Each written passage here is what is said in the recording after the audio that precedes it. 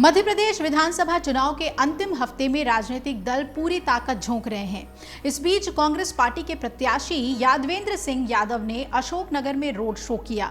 उसमें पूर्व मंत्री जयवर्धन सिंह भी शामिल हुए, साथ ही चंदेरी विधायक भी शामिल थे। ये रोड शो चंदेरी से शुरू हुआ और मल्हारगढ़ से आगे कई अन्य गांवों के लिए निकला। रोड शो के दौरान चंदेरी विधायक ने केंद्रीय मंत्री ज्योतिरादित्य सिंधिया पर जमकर हमला बोला। उन्होंने कहा, मैंने अपने जीवन में कभी किसी से छल कपट नहीं किया। वहीं पूर्व मंत्री जयवर्धन सिंह ने कांग्रेस पार्टी प्रत्याशी के लिए जनता को संबोधित करते हुए कहा कि हम राव साहब सिंधिया जी से परेशान रहते थे, हम मर्यादा नहीं तोड़ना चाहते थे। उन्होंने चंदेरी के मंच से कहा कि मेरी गलती की वजह से यहाँ 10 साल से विधायक बैठा है। भैया, मैंने ऐसा कौन सा कुकर्म पाप कर दिया कि आपकी गलती से मैं चंदेरी में विधायक बन बैठा हूं?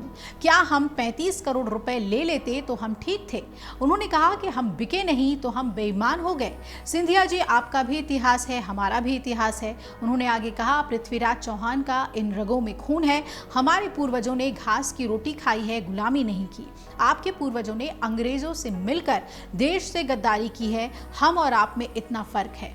रही जीवन मरण की बात, तो सिंधिया जी, हमने कांग्रेस का कफन सिर पे बांध रखा है, जो मौत की परवाह नहीं करता।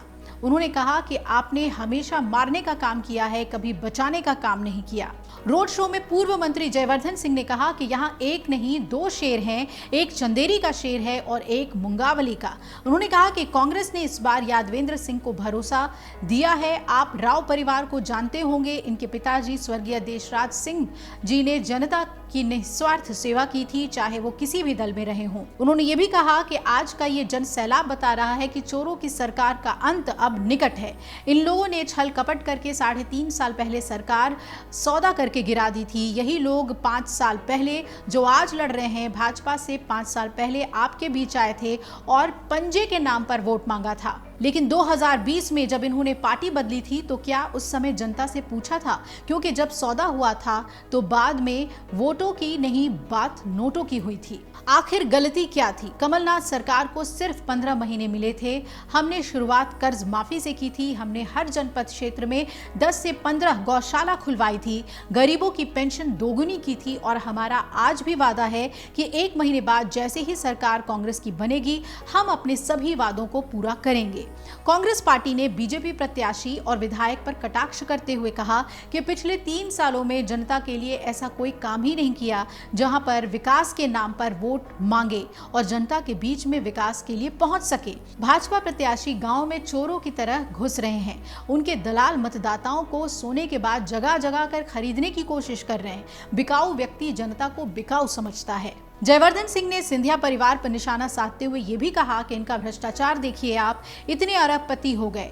आपने पिछले 6 साल में ऐसी कौन सी फैक्ट्री लगा ली? क्योंकि जब 2018 का चुनाव लड़ा था तो परिवार के लोग कहते थे कि हमारे ऊपर इतना कर्जा है कि हमारे खेत में सोने की बालियां भी उगे तो भी हमारा कर्जा नहीं खत्म होगा। आज वो व्यक्ति मुंगावली विधानसभा के मतदाताओं के पास पैसे लेकर घूम रहा है और खरीदने की कोशिश कर रहा है।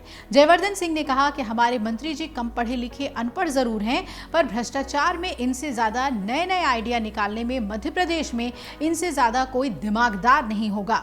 गौरतलब है कि 2018 में एमपी विधानसभा चुनाव के दौरान बीजेपी को शिवराज सिंह चौहान के नेतृत्व में हार मिली थी। बाद में ज्योतिरादित्य सिंधिया जब कांग्रेस विधायकों के साथ बीजेपी में शामिल हो गए तो शिवराज सिंह चौहान फिर से सत्ता में आ गए।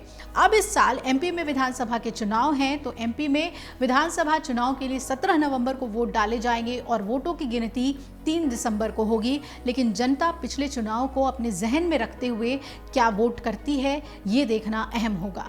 अगर आप ये वीडियो YouTube पर देख रहे हैं तो हमारे चैनल को सब्सक्राइब करें और बेल आइकन को दबाना ना भूलें। अगर आप Facebook पर ये वीडियो देख रहे हैं तो हमारे पेज को लाइक करें।